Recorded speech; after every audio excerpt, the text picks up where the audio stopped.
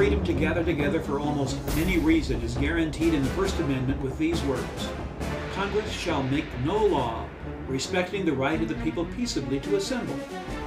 This is one of the key rights that traditional democracies have granted to their citizens, even if those citizens gather to express views contrary to the government in power.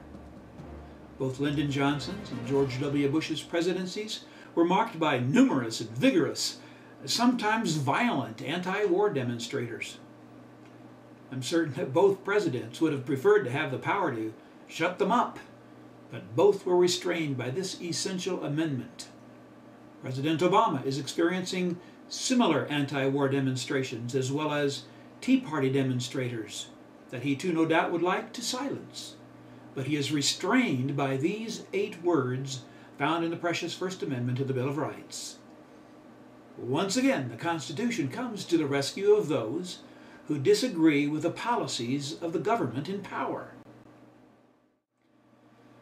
There are still ways, however, that a government can limit assemblies.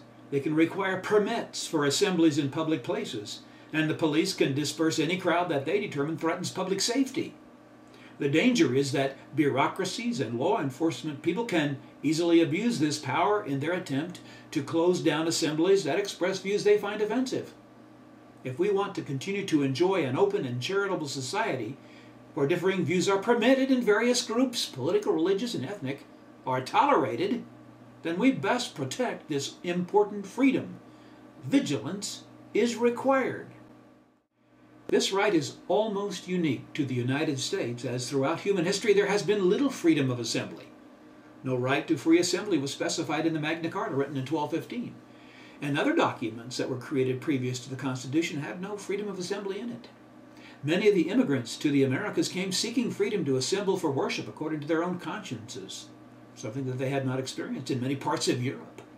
The Founding Fathers saw this freedom as an essential human right that applied not only to worship, but also to the discussion and to the debate over political issues. So, what if you didn't have freedom of assembly? Well, here are some of the possibilities. Your church could be forced to close and its members detained, its pastors imprisoned.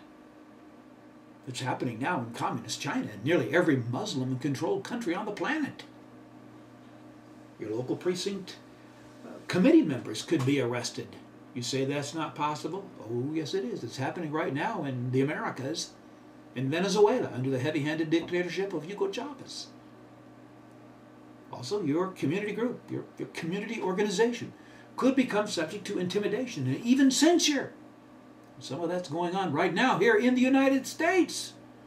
Those involved in the Tea Party movement have been intimidated by people, even national political figures, calling them names such as Nazis and racists. By the way, it works in both directions. Left-wing groups are often branded as America haters and traitors. Another thing is that the loss of freedom could affect you personally if the government begins to monitor your relationships.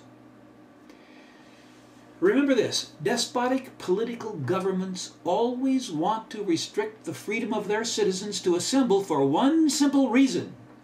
Despotic political leaders crave applause and adulation, but cannot tolerate criticism or disrespect. Thus, they will monitor the activities of their enemies. They will demonize them with name-calling and insults, ridicule them with laughter, and when all else fails, move against them with some emergency powers and shut them down. If you value your freedom of assembly, fight to keep it. Thank you for listening. I'm Ron Ross. Together, let's let freedom ring. If you'd like a compilation of the 10 Freedoms, go to 10freedoms.com and make your request there. I will send you a free ebook of all of the essays of 10 Freedoms. Also at 10freedoms.com you can watch all of the videos on 10 Freedoms.